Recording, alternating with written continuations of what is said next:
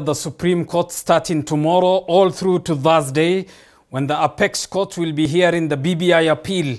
Each party will be given 45 minutes to make their submissions as Attorney General Kihara Kariuki tries to overturn the Court of Appeal's decision, which declared the BBI process as null and void.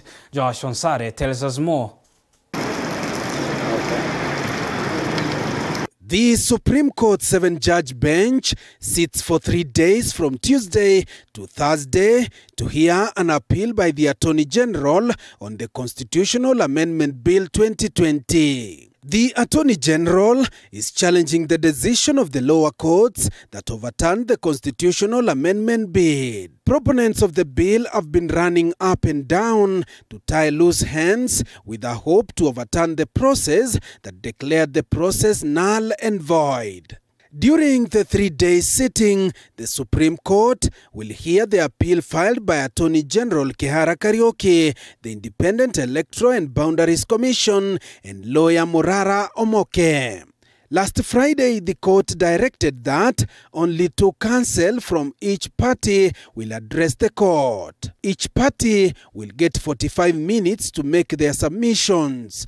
Among the issues that will be addressed include the basic structure doctrine that the AG has challenged, arguing that it is not applicable in Kenya and can only be altered through the primary constituent power.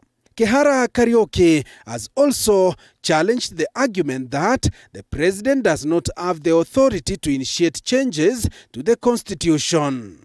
The question of multiple of single question is likely to come up during the sittings.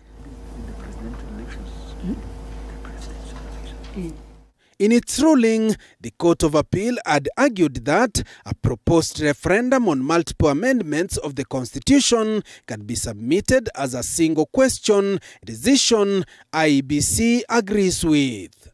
The appellants also want the opinion of the Apex Court on whether the Constitution can only be changed by the 4 steps of civic education, public participation, constituent assembly debate, and a referendum, all in a sequence which are the basis that the judges of the lower courts declared the BBI bill process unconstitutional.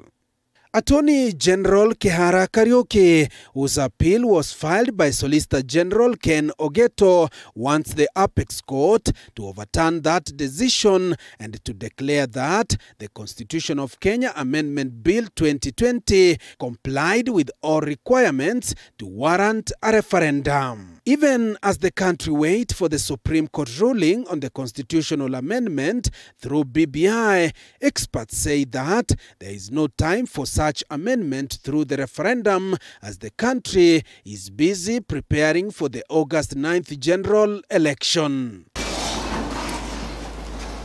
Josh Onsare, TV 47, Nairobi.